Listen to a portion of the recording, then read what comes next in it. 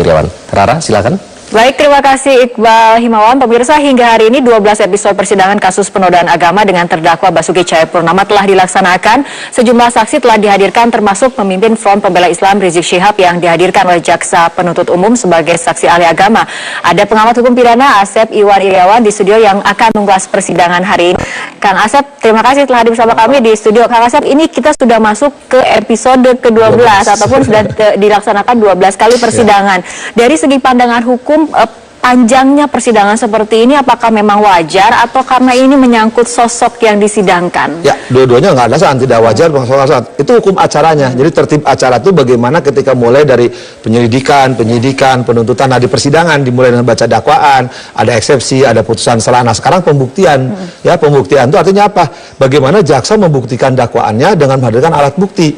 Jadi sekuat tenaga terus, JPU akan menghadirkan alat bukti, baik saksi, baik ahli, baik surat petunjuk. Nah sekarang kebetulan saksi sama ahli. Oke, Kang Asep, kita start dulu perbincangan karena kita akan kembali ke arena ruang sidang di auditorium Kementerian Pertanian karena kita lihat Basuki Cahayapurnama sudah meninggalkan ruang sidang. Yang pertama yang ahli agama itu sudah jelaskan, ternyata diperiksa sebagai ahli agama ceritanya juga tentang masalah pilkada, masalah kesengajaan, masalah perencanaan. Jadi udah melampaui daripada harusnya diberikan oleh seorang ahli.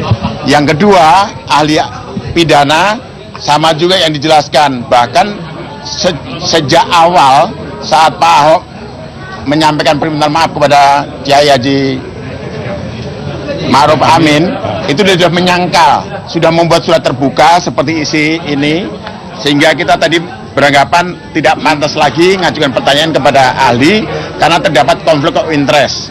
Dan bahkan tadi oleh rekan Tommy juga sudah dibacakan di sini ada kata-kata yang mengatakan kepada para penasihat hukum Ahok supaya bertobat, ya. Karena kalau tidak bertobat, maka menurut syariat Islam, kita semuanya itu sama saja dengan Ahok, sama yang dari Ahok, sehingga supaya dibiarkan hanya advokat-advokat non-muslim yang membela Ahok.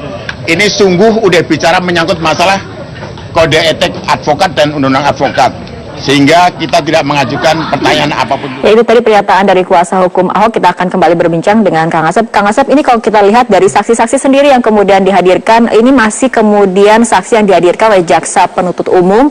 Ini kita lihat ada 13 saksi dan kemudian saksi-saksi ahli dihadirkan. Dalam persidangan, apakah memang ada saksi ahli kita sebutnya atau keterangan ahli biasanya? Jadi alat bukti jelas sebutin ya, alat bukti yang satu keterangan saksi, keterangan ahli. Jadi kalau sekarang dalam publik atau media suka mengatakan saksi ahli itu salah, terminologi saksi ahli itu nggak ada. Yang disebut saksi ada yang dia lihat, dia dengar. Catatan Mahkamah Konstitusi tidak selalu.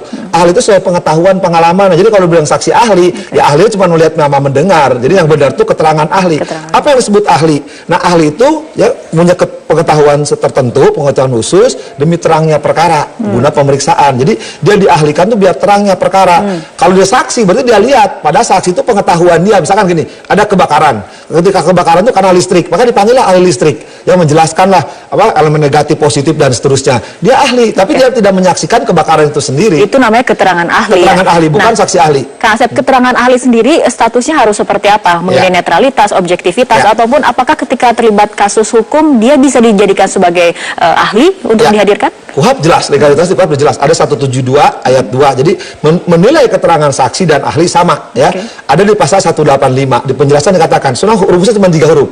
BJO, bebas, jujur, objektif. Jadi seorang saksi maupun seorang ahli dia harus bebas, dia harus jujur, dia harus objektif. Nah, menilai kejujuran, keobjektifan dan kebebasan tadi ada 4 penilaiannya. 1, apakah keterangan ahli atau saksi ini berhubungan satu sama lain, keterkaitan, apakah ada kaitan dengan barang bukti, kemudian latar belakang alasan mengapa mengatakan A, mengatakan B, dan lebih penting cara hidup dan kesusilaan sehingga keterangannya bisa dipercaya atau tidak. Jadi ketika seorang saksi ngomong A, B, C, D bersesuaian tidak dengan keterangan yang lain, Ahli pun sama. Ketika ahli mengatakan misalkan ahli agama, dia harus cerita tentang agama.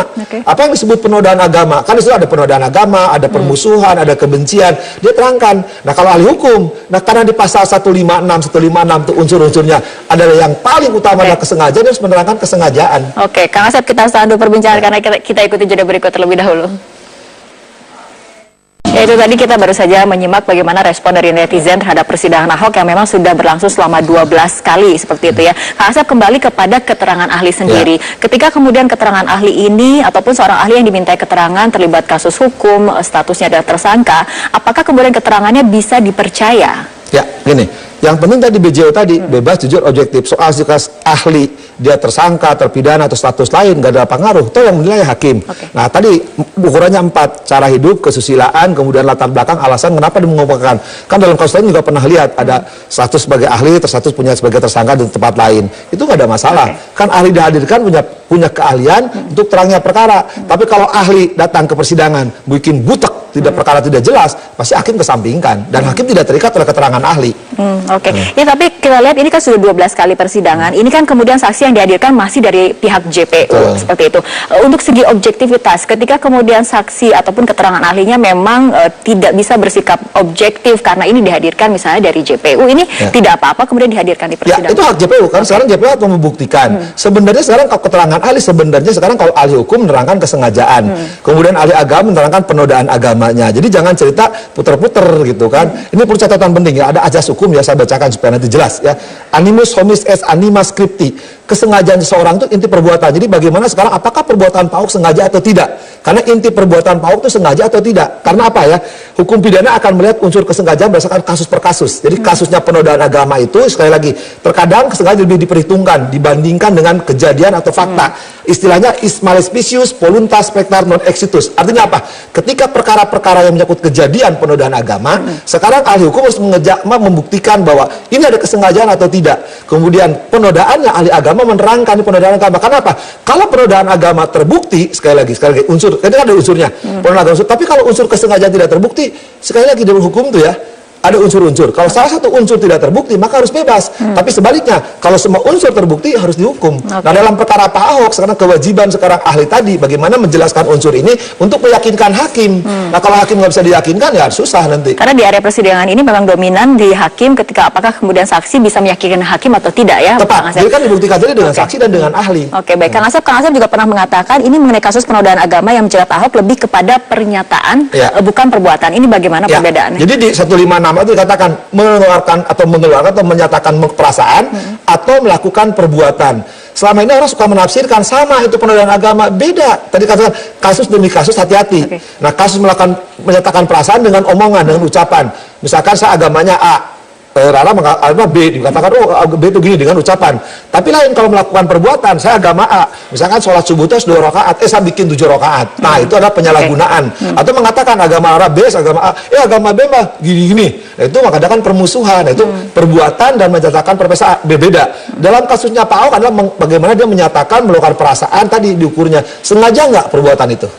Ini kembali ke persidangan sendiri. Ketua Majelis Hakim Dwi Arso Budi Santiarto mengatakan ingin persidangan ini berjalan tepat waktu sehingga memang ada batasannya bagi JPU untuk menghadirkan saksi ahli. Ini diberikan 2 kesempatan sidang di persidangan ke-12 dan nanti ke-13. Lalu kemudian tahapan selanjutnya seperti apa, Kang Asep? Ajas peradilan itu sederhana, mudah, biar ringan atau dengan cepat berada. Nah, kalau ini terus-terusan nggak selesai. Saksi sama juga, ahli sama juga, bahkan berbeda. Maka betul apa dilakukan oleh saudara majelis ini. Jadi membatasi, Anda menghadirkan saksi dibatasi, ahli dibatasi. Itu ada surat edaran Ketua Mahkamah Agung tahun 2005. Nah, kalau sekarang jaksa untuk membuktikan diberi kesempatan udah sidang ke-12, dikurangi 3 kali lah dia udah dapat. Nanti juga berikutnya bawa saksi dan ahli dari penasihat hukum ya, dan mengajukan saksi untuk mengkanter bahwa ini perbuatan bukan kesengajaan, bahwa ini bukan penodaan, pasti isinya itu penasihat hukum. Setelah itu baru jaksa mengadukan requisitor atau tuntutan. Yaitu pembelaan dari terdakwa dan atau penasihat hukum. Setelah itu ada replik, duplik, baru putusan.